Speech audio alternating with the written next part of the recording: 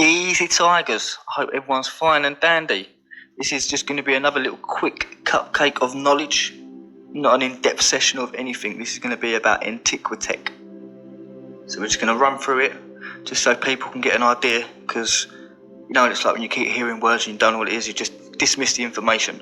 So I'm going to make these little segment videos that I want you to share the granny out of, to wake as many people up as possible. That's why I've done it.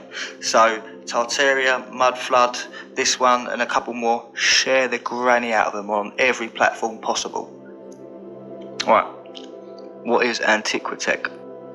Right, so all these, you know you've got all these structures covered with fancy carvings, intricate aerials, colossal commons and enormous entryways. Why is it all there? Why did our forefathers exert such a effort back in the old days with the best they had was horse and cart and pulley and levers? Let's just have a look. Certainly all that labour could gone into more practical municipal or bettering humanity. No.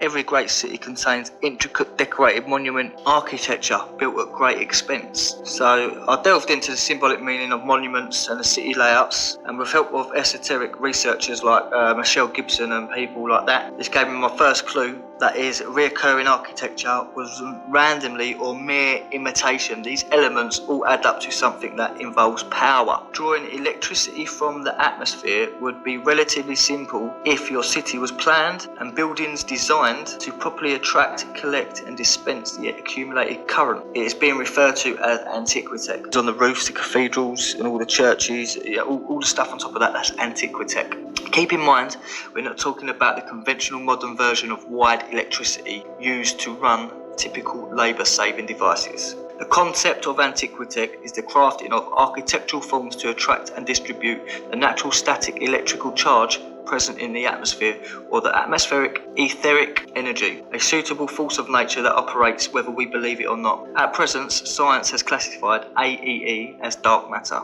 So the theory goes that if properly harvested, Antiquitech could harness and channel AEE into buildings and public spaces to generate light, regulate temperature and create an energy field to sterilise harmful bacteria. Certain buildings designed could harvest the kind of refined spiritual energy that creates a healthy, climate-controlled, well-lit environment for its occupants. To grasp the idea of how architecture can harness the power via AEE, let's first focus on the worship, cathedrals, mosques and synagogues, since they have the most obvious structures in any city that should generate a beneficial energy source. So the basic strategy of harvesting AEE is to build a nice tall tower, one or two or more, topped with aerials, hereafter referred to as Antiquitech, made of conductive material fashioned to attract the AEE charge from the atmospheric static electricity field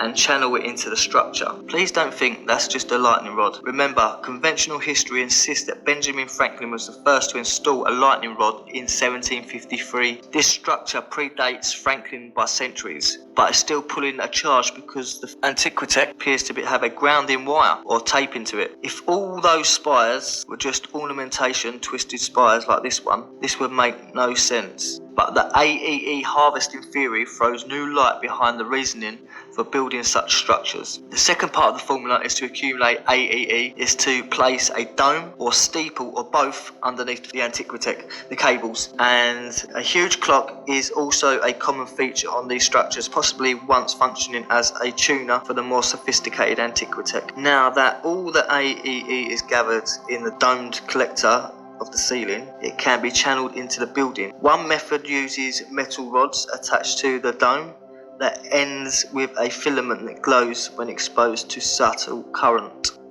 So, in a nutshell, Antiquitech, it is the collection and the harvesting and distribution of atmospheric etheric energy, or AEE, or black matter. Okay, and it was used for good, it was used to heal, it was used for loads of things. And the same goes for our plane too. If you can see that our earth, the ground, it's all been sculpted into frequency patterns. So these are to harness and collect energy from the earth as well. So not only is it coming from the earth, it's coming from the ether. There you go, in 5 minutes. Share the granny out of this video and wake everyone up. One love. Ta-da.